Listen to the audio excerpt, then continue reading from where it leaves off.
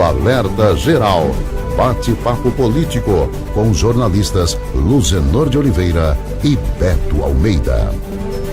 A semana será de definições na escolha dos nomes do secretariado do governo Eumano e dos ministros do governo Lula. Ainda há muita indefinição, como conta agora o repórter Sátiro Salles. Os últimos dias que antecedem a posse do presidente Lula e do governador Eumano serão marcados por intensas conversas para a definição dos nomes que irão compor o ministério e o secretariado dos novos governos. Tanto no cenário nacional quanto local, são perceptíveis as dificuldades para contemplar aliados ou lideranças que estiveram no palanque do vencedor. O presidente Lula, por exemplo, tem à disposição 37 pastas na esplanada dos ministérios, mas, mesmo assim, o número, que é bem superior ao total de membros do primeiro escalão do atual governo, não está sendo suficiente para deixar os aliados contentes. A articulação para contemplar o MDB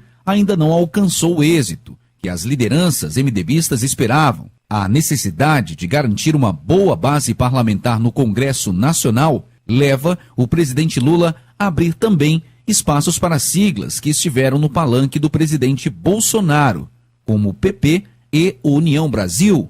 O presidente eleito Lula tenta nas próximas horas fechar a matemática e encerrar a escolha dos homens e mulheres que irão acompanhá-lo a partir do 1º de janeiro de 2023, no novo ciclo político e administrativo do país. Com informações dos bastidores políticos, Sátiro Salles.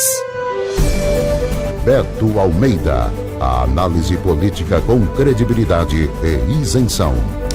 Bom dia, gente, novamente. Olha, Marcos, ouvintes, é interessante a gente observar que nós estamos chegando na última semana do ano e pode-se dizer aí na contagem regressiva para assumir, o presidente eleito Lula assumir o comando oficialmente dessa nação, e a gente ainda está falando aqui da composição da esplanada dos ministérios, dos cargos de primeiro escalão, dos ministros que vão tocar esse novo governo junto com o presidente Lula. E olha, a gente sabia que essa montagem ia ser uma engenharia política complicada. Aliás, o Lula disse isso, que às vezes é mais fácil ganhar uma eleição do que montar o ministério, porque ele envolve uma série de variáveis, de muitas negociações, de interesses políticos que vão além, às vezes, da capacidade do interesse que o governante eleito tem para dar o destino final àqueles cargos. Olha, a gente está falando ainda de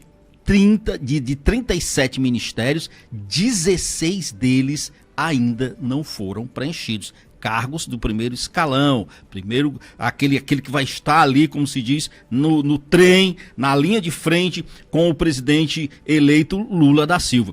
A gente já até chamou a atenção para um aspecto aqui, que é de que no primeiro momento o Lula tentou fazer a blindagem ali do seu governo, já indicando nomes da sua extrema confiança, começando pelo ministro da Fazenda, o Fernando Haddad, depois vieram o Flávio Dino, quer dizer, ele criou primeiro uma estrutura de apoio de pessoas com as quais ele tem convivência e tem confiança.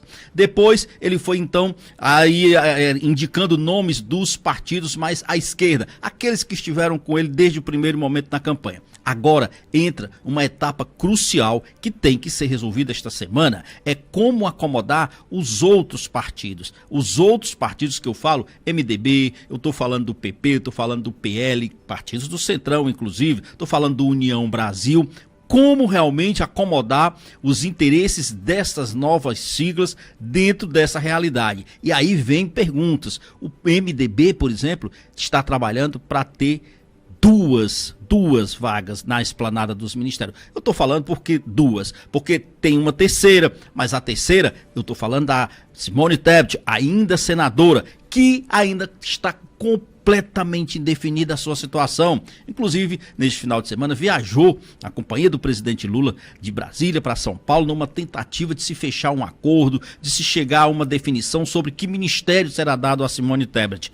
hoje, segunda-feira, pode ser que nós tenhamos novidades em relação a isso. Há essa expectativa enorme em relação ao tempo que será dado, ao espaço, aliás, que será dado para a Simone Tebet. Mas, para além disso, tem as outras 2 vagas do MDB. Mas não apenas isso. O MDB também, aliás, além do MDB, nós temos que saber quais são os espaços que terão o PP. Enfim, todos esses detalhes que fazem essa ardilosa trama para se concluir esse número de ministeriáveis em Brasília. E olha que lá em Brasília o negócio não está fácil, não. A gente viu, inclusive, nesse fim de semana, uma bomba aí que foi desarmada, um bolsonarista que estava querendo fazer uma verdadeira implosão, um ato de terrorismo. Então, assim, tem um clima tenso também para além dessa questão dos ministeriáveis. Mas é uma semana de muitas definições, de muitas decisões que avança, Marcos, inclusive aqui para o nosso estado do Ceará. Porque isso, como é que isso, de certo modo, tem afetado o nosso estado do Ceará? Tem sim, porque inclusive, se vocês lembram, o governador eleito Eumano de Freitas prometeu que até o dia 15 de dezembro definiria todo o seu secretariado. Não foi o que aconteceu? Claro, parte não está relacionado diretamente a ele, porque inclusive passava pela indicação de nomes que iriam compor esse ministério, o novo ministério do presidente eleito Lula. Foi o caso de Camilo Santana, que só na semana passada veio a definição entre ele ou Isolda Sela. A gente já viu aí que os dois irão para o ministério, a Isolda na Secretaria Nacional de Educação Básica do MEC e o Camilo para comandar pessoalmente o poderoso Ministério da Educação. Então, a partir daí, claro que vem uma sucessão de outras consequências, porque começa, por exemplo, com relação à questão da primeira suplência do Senado. Lembre-se, a Augusta Brito, atual deputada estadual, que não concorreu à reeleição, ela simplesmente, de deputada, né? Ela simplesmente diz o seguinte, olha, ela